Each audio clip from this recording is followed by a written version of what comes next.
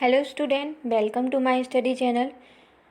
आज के इस वीडियो लेक्चर में मैं आपको मध्य प्रदेश की नदियों से संबंधित कुछ फैक्चुअल पॉइंट बताऊंगी। इसमें मैंने उन नदियों को सम्मिलित किया है जो परीक्षा की दृष्टि से बहुत महत्वपूर्ण है। तो सबसे पहले देखेंगे नर्मदा नदी को। नर्मदा नदी के बारे में पूरी जानकारी देखेंगे डिटेल में। तो यहाँ पर जो है नर्मदा नदी मध्य प्रदेश की सबसे प्रमुख नदी है और भारत की 5वीं सबसे बड़ी नदी है और मध्य प्रदेश की सबसे बड़ी नदी है। भूगोलविद टॉलमी ने इसे नमोदास कहा है। तो आपको ये ध्यान में रखना है कि किसने नमोदास कहा है, भूगोलविद टॉलमी ने। धार्मिक आधार पर मध्य प्रदेश की गंगा नर्मदा नदी को कहा जाता है। तो यदि पूछे मध्य प्रदेश की गंगा कौन, तो नर्मदा नदी। इसका उद्गम जो है अनूपपुर जिले की अमरकंटक की पहाड़ियाँ मेकल श्रेणी से हुआ है। तो ये आपको ध्यान में रखना है। आगे है नर्मदा नदी पूर्व से पश्चिम दिशा में बहती है। तो ये भी पॉइंट ध्यान में रखना है। इसकी लंबाई जो है मध्य प्रदेश में 1077 किलोमीटर है तथा ओवरऑल टोटल देखी जाए तो 1312 किलोमीटर जो है नर्मदा नदी की लंबाई है। तो लंबाई से भी क्वेश्चन पूछा जाता है। सहायक नदियाँ देख लेते हैं। तो यहाँ पर सहायक नदियों में है बरनार, बंजर, सेर, सक्कर, दूधी, तवा, बरना, ऊटी एवं हथनी जो है, हथनी को मिलाते हुए 41 सहायक नदियां हैं इसमें। मध्य भारत की नदी है ये। मध्य भारत की यह नदी कर्क रेखा के समांतर बहती है। नर्मदा नदी पर स्थित जलप्रपात कौन कौन से हैं? कपिलधारा जलप्रपात, दुग्धधारा, धुआंधार, दारदी, मंदार और सहस्त्रधारा जलप्रपात कहाँ पर स्थित हैं? नर्मदा नदी पर स्थित है। नर्मदा नदी जो है अमरकंटक से निकलते हुए खंबात की खाड़ी में गिरती है। सामाजिक कार्यकर्ता सुश्री मेधा पाटकर ने जो है नर्मदा बचाओ आंदोलन शुरू किया था। ये भी ध्यान में रखना है। नेक्स्ट इसमें नदी देखेंगे चंबल नदी, जो कि कितनी है? 965 किलोमीटर है। इसका उद्गम इंदौर की जानापाव पहाड़ी महू से निकलते हुए यह टिंचा फॉल जलप्रपात और पाताल पानी जलप्रपात का निर्माण करती है तथा झाड़ीदहा जलप्रपात का भी निर्माण करती है। मंदसौर में यह चूलिया जलप्रपात तथा गांधी सागर परियोजना जो कि 1960 में बनी थी, मध्य प्रदेश की पहली परियोजनाएं का निर्माण करती है। कितनी मेगावाट है? 115 मेगावाट है। चंबल नदी पर ही राणा सागर परियोजना और जवाहर सागर परियोजना स्थित है। तो यहाँ पर जो है 3 परियोजनाएं आपको देखने को मिलेंगी। चंबल नदी की लंबाई आपको ध्यान में रखना है और कौन कौन से जलप्रपात और कौन कौन सी परियोजनाएं इस पर स्थित है वो भी ध्यान में रखना है। नेक्स्ट इसमें देखेंगे चंबल नदी को क्या कहा जाता है? चर्मावती तथा धर्मावती भी कहा जाता है और महाभारत में इसे क्या कहा गया है? पूर्णा कहा गया है।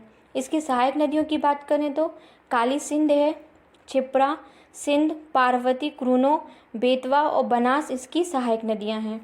तो ये जो है सहायक नदियों में सम्मिलित हैं। मुरैना, शिवपुर और भिंड जिलों में यह बीहड़ों का निर्माण करती है। तो यदि पूछा जाए कौन सी नदी बीहड़ का निर्माण करती है, तो चंबल नदी जो है बीहड़ का निर्माण करती है। इसे दस्युओं की शरण स्थली भी कहा जाता है। ये भी ध्यान में रखना है आपको। नेक्स्ट इसमें देखेंगे चंबल नदी जो है उत्तरी सीमा का निर्धारण करती है और यह मध्य प्रदेश की दूसरी लंबी नदी है। पहली अपन ने देखी है नर्मदा नदी। अब आगे देखेंगे यह नदी इंदौर से निकलते हुए रतलाम, मंदसौर, आगरमालवा, श्योपुर, मुरैना, भिंड, इटावा जाते हुए यमुना नदी में मिलती है। कौन सी नदी में मिलती है? यमुना नदी में जो है मिल जाती है। तो ये चंबल नदी से कुछ संबंधित पॉइंट हैं, इनको आपको ध्यान में रखना है। आगे इसमें नदी देखेंगे बेतवा नदी, जिसकी लंबाई है 480 किलोमीटर। तो इसके में कुछ पॉइंट देखेंगे कौन कौन से हैं। तो बेतवा नदी का सबसे पहले उद्गम देख लेते हैं। यह रायसेन के कुमरा गांव से निकलती है। कहाँ से निकलती है? रायसेन के कुमरा गांव से निकलती है। इसे जो है वेत्रवती भी कहा जाता है और विदिशा और सांची जैसे प्रसिद्ध बौद्ध स्थल जो है बेतवा नदी के तट पर स्थित हैं। आगे इसमें देखेंगे इसे बुंदेलखंड की गंगा, बुंदेलखंड की जीवन रेखा तथा प्रदूषण के आधार पर मध्य प्रदेश की गंगा कहा जाता है। तो ये पॉइंट भी आपको ध्यान में रखना है। पूछा जा सकता है कि बुंदेलखंड की गंगा और बुंदेलखंड की जीवन रेखा किसे कहा जाता है? तो बेतवा नदी को कहा जाता है।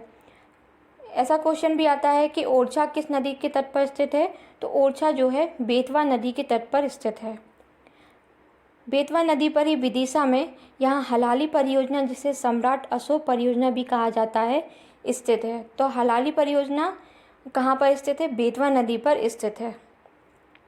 ये जो बेतवा नदी से संबंधित कुछ पॉइंट हैं, इनको आपको याद करते हुए चलना है। आगे इसमें देखेंगे इसकी सहायक नदियाँ कौन कौन सी हैं, तो बीना, धसान, जामली, हलाली आदि हैं। तो ये जो है इसकी सहायक नदियाँ हैं।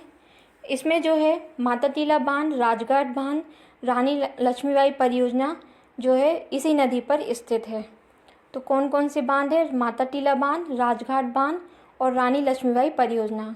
देश की प्रथम नदी जोड़ो परियोजना अमृत क्रांति योजना जो है केन नदी और बेतवा नदी के मध्य स्थित है। तो देश की प्रथम नदी जोड़ो परियोजना केन और बेतवा के मध्य स्थित है। आगे इसमें देखेंगे बेतवा नदी जो है रायसेन से निकलते हुए कौन कौन से ज़िले से निकलती है? भोपाल, विदिशा, अशोकनगर, शिवपुरी, यूपी में ललितपुर, झांसी, फिर मध्य प्रदेश में निवाड़ी, ओरछा, हमीरपुर होते हुए यमुना में जाकर मिल जाती है। तो इन ज़िलों से जो है निकलती है। अब इसके बाद देखेंगे केन नदी, जिसकी लंबाई है 427 और इसका प्रवाह है 262 किलोमीटर। केन नदी कहाँ से निकलती है? विंध्य के कैमूर पर्वत श्रृंखला से निकलती है, कटनी से निकलते हुए यमुना में जाकर मिलती है। इस नदी पर जो है पांडव जलप्रपात, गाथा जलप्रपात स्थित है तथा छतरपुर में स्थित रनेई जलप्रपात को बेस्ट टूरिज्म अवार्ड 2017 में मिला है। ये पॉइंट भी आपको ध्यान में रखना है। केन नदी पर ही काहिरा डैम और बरियारपुर बांध स्थित है। तो ये केन नदी से संबंधित कुछ पॉइंट हुए। अब देखते हैं ताप्ती नदी, जिसकी लंबाई है 724 किलोमीटर। ताप्ती नदी जो है बैतूल के मुल्ताई से निकलती है और खंभात की खाड़ी में मिलती है। तो नर्मदा नदी और ताप्ती नदी जो है खंभात की खाड़ी में मिलती है और दोनों ही एस्चुरी का निर्माण करती है। इसके अन्य नाम में देखें तो इसे सूर्यपुत्री भी कहा जाता है और यह मध्य प्रदेश की दक्षिणी सीमा का निर्धारण करती है। अभी हमने देखा है चंबल नदी उत्तरी सीमा का निर्धारण करती है और दक्षिणी सीमा का निर्धारण कौन करती है? ताप्ती नदी।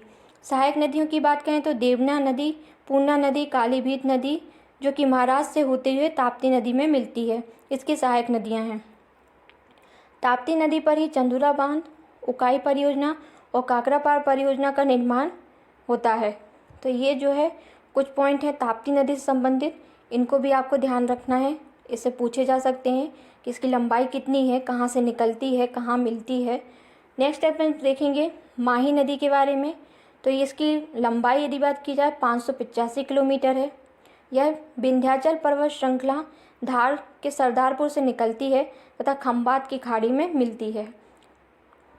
माही नदी धार होते हुए रतलाम, झाबुआ, राजस्थान के बांसरवाड़ा तथा गुजरात से निकलते हुए खंभात की खाड़ी में मिलती है।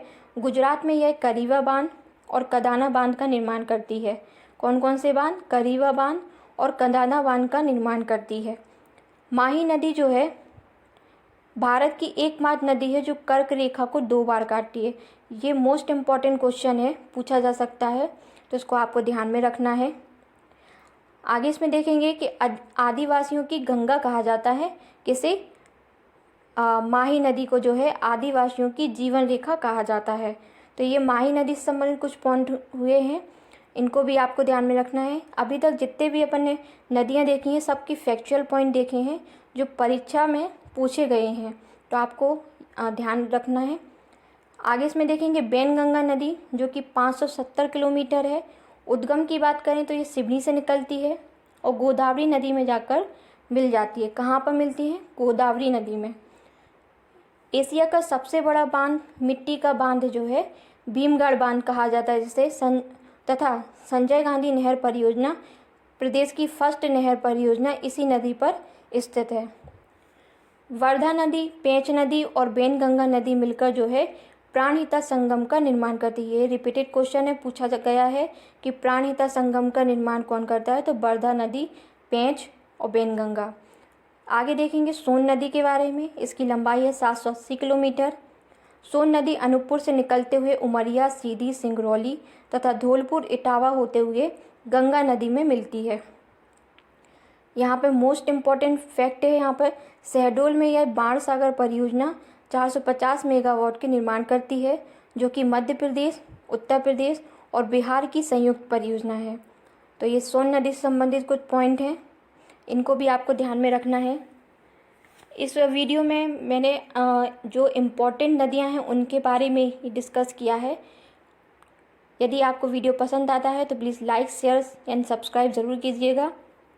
और इसके ऑब्जेक्टिव जो है मेरे चैनल पर मिल जाएंगे नदियों से संबंधित, तो उनको भी आप लगा कर देखना। Thank you.